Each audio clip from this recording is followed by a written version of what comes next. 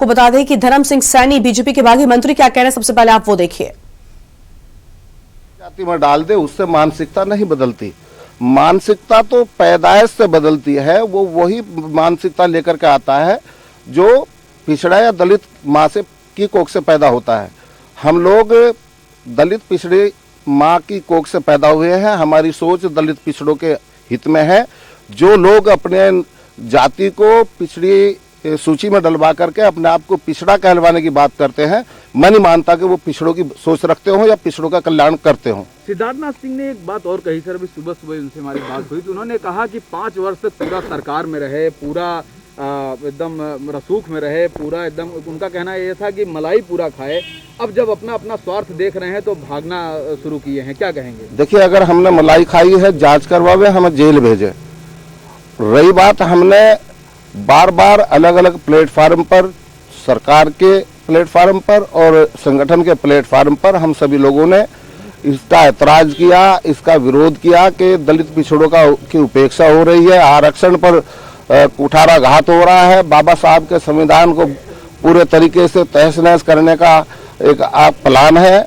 इससे रोकिएगा, नहीं तो ये पिछड़ा और दलित वर्ग के लोग पार्टी छोड़ने को मजबूर होंगे। हमने बार बार कहा, नहीं किसी ने सुनी। आज सही प्लेटफार्म है, सही समय है, सरकार बदलने का समय है। उत्तर प्रदेश से हम आगाज कर रहे हैं सरकार बदलने का, 24 में हम केंद्र में बदलेंगे। ये दलित और पिछड़ों की आवाज है। उन्होंने कहा स्वामी प्रसाद मौर्य जिस विभाग में थे उसमें 1500 करोड़ रुपए डायरेक्ट श्रमिकों के खाते में डाला गया, श्रमिकों के बच्चों का विवाह कराया गया सरकारी पैसों से। सब कुछ करने के बाद इस तरह का आरोप लगा रहे हैं। वो सक्षम अधिकारी, वो मंत्री थे, उन्होंने अपने बलबूते जो किया है, जो उनके विभाग में आज तक किसी ने नहीं किया, वो स्वामी प्रसाद मौर्य जी ने अपने विभाग में करके दिखाया। वो किसी मुख्यमंत्री या किसी और के कारण नहीं, वो खुद एक पूरे तरीके से सक्षम राजनेता थे और उन्होंने वो काम किया है। उनके अलावा बाद में भी कोई नहीं कर पाने का। स्वामी प्रसाद मौर्य पर उंगली उठाने वाले लोग खुद अपनी तरफ उंगली उठा करके देखें वो किस तरह के लोग हैं। मैं केवल ज्यादा न कहते हुए इतना यही कहना चाहूंगा कि हम सब आज समाजवादी होने जा रहे हैं। 1 लाख सर, कल आपने कहा था कि तीन मंत्री और लगभग 11 विधायक, अभी टोटल आप लोग संख्या 14 हुई। कल आपने कहा था 1 मंत्री और कुछ विधायक और आएंगे, तो क्या सर बता सकते, क्योंकि कुछ घंटे बाद अब मैं नाम तो नहीं बताऊंगा, लेकिन शाम को आपको, शाम तक आपको पता चल जाएगा। खींच लेंगे बीजेपी वाले? नहीं, खींचने का, हम लोगों को खींचने का क्या मतलब है, लेकिन शाम सस्पेंस रहने दीजिएगा, 2 दिन आपका भी नाम आ गया, सस्पेंस रहने दीजिएगा और वो अपने मुंह से कहेंगे कि मैं पार्टी छोड़ रहा हूँ। धन्यवाद। तो भाजपा के बागियों की आज ज्वाइनिंग करवाई जाएगी और सपा के खेला की शुरुआत हो चुकी है। और अब आपको दिखाते हैं जहां पर हमारे संवाददाता ने खास बातचीत की है बीजेपी के बागी विधायक मुकेश वर्मा से। देखिए। इलाहाबाद के विधायक मुकेश वर्मा जी यहाँ पे पहुँचे हुए हैं और ये स्वामी प्रसाद मौर्य के घर पे जो है पहुँच रहे हैं और जा रहे हैं। सर, आखिर क्या कारण रहा है कि आप आज जो है समाजवादी पार्टी के दामन थामने के लिए यहाँ पहुँचे हैं? एक्चुअल में सर 23 करोड़ देशवासियों के हित की बात हो रही है जी। 23 करोड़ देशवासियों के लिए, प्रदेशवासियों के लिए संविधान की बात हो रही है जी।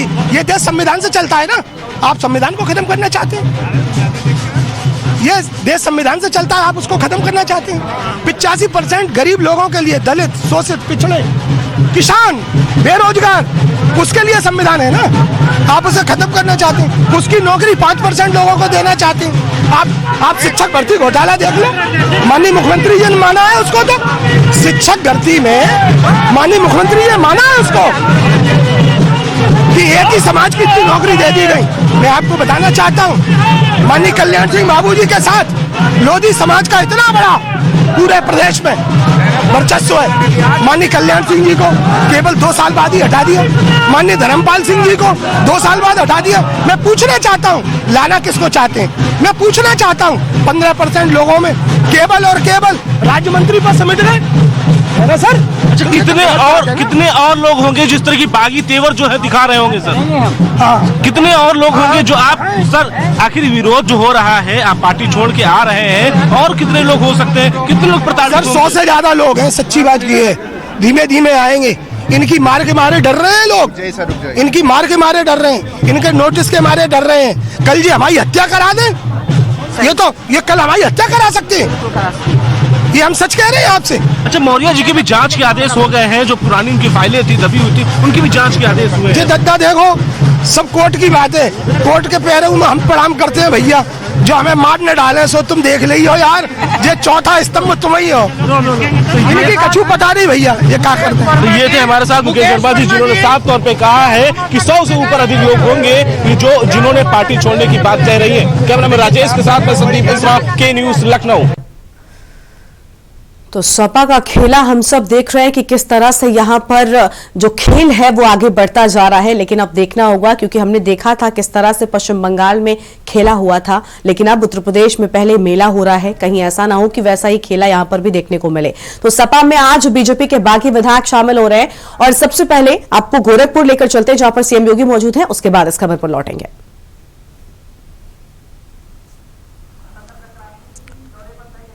तो गोरखपुर से तस्वीर आपको हम दिखाए थे, जहां पर मुख्यमंत्री योगी आदित्यनाथ पहुंच चुके हैं, और आपको लगातार तस्वीर दिखाएंगे। लेकिन आप ये तस्वीरें फिलहाल अपनी टीवी स्क्रीन पर देख रहे हैं, कार्यालय के बाहर की ये तस्वीरें, जहां पर जो कार्यकर्ता मौजूद है काफी उत्साहित और समर्थक काफी उत्साहित दिखाई दे रहे हैं, क्योंकि आज सपा में मेला की शुरुआत हो चुकी है। और अब खेला ये किस हद तक आगे बढ़ता है, ये तो आने वाले वक्त में तस्वीर साफ होगी। तो सपा में आज बीजेपी के बागी विधायक जो हैं वो शामिल होने जा रहे हैं, और दिनेश त्रिपाठी जी हमारे साथ में जुड़ चुके हैं, ब्यूरो चीफ उत्तर प्रदेश से। दिनेश जी, सपा में खेला, ये बात आज कही जा रही है, हम अपने दर्शकों को भी दिखा रहे हैं। पश्चिम बंगाल में जो खेला होबे का नारा चला, उसमें किस तरह से खेल हो गया, बीजेपी ने देखा था, पूरे देश ने देखा था। और अब उत्तर प्रदेश की सियासत में पहले अखिलेश यादव भी अपने ट्वीट में लगातार कहते हैं कि मेला होबे, तो पहले मेला और बाद में खेला की बात आ रही है। कहीं ऐसा ना हो पश्चिम बंगाल वाला खेला उत्तर प्रदेश में भी बीजेपी को धोखा दे जाए।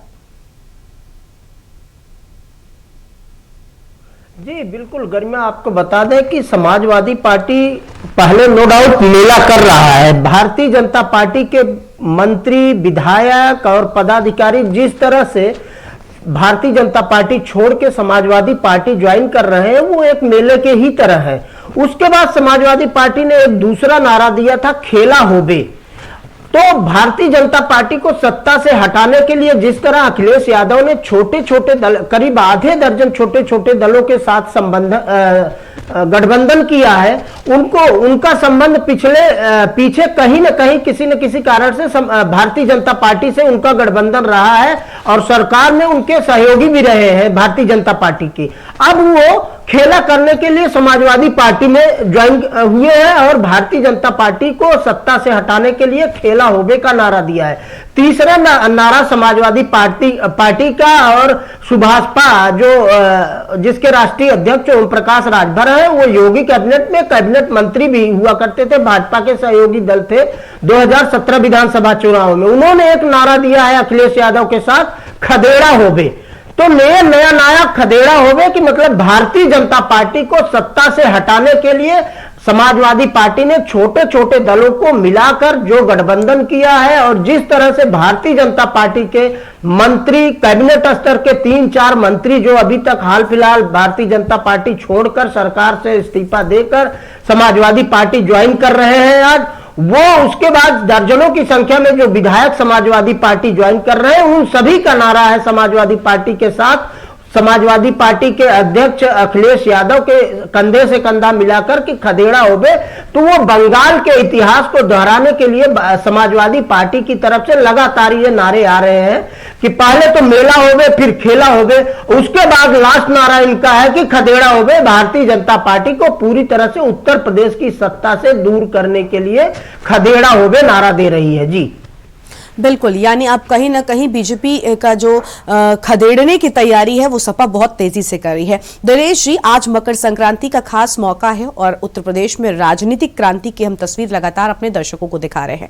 क्या लगता है कि क्योंकि 22 का चुनाव बेहद नजदीक, सिर्फ कुछ महीने भी अब हम नहीं कहेंगे, सिर्फ कुछ दिन बाकी रह गए हैं, तो ये जो क्रांति आई है उत्तर प्रदेश की सियासत में, ये उत्तर प्रदेश की जनता के मूड को वाकई बदलेगी, या फिर जो 5 सालों के कामों पर देखकर जनता वोट करने वाली है, या फिर जो पिछले दिनों की बात करें, चुनाव तारीखों के ऐलान के बाद से जो क्रांति हो रही है, इससे जनता का मूड जरा भी बदलेगा? जी बिल्कुल, जिस तरह से स्वामी प्रसाद मौर्य या धर्म सिंह सैनी या फिर दारा सिंह चौहान जैसे लोगों की बात करेंगे तो ये लोग सपा, बसपा, कांग्रेस सभी दलों को घूमते घामते भाजपा और अब जो है समाजवादी पार्टी ज्वाइन कर रहे हैं।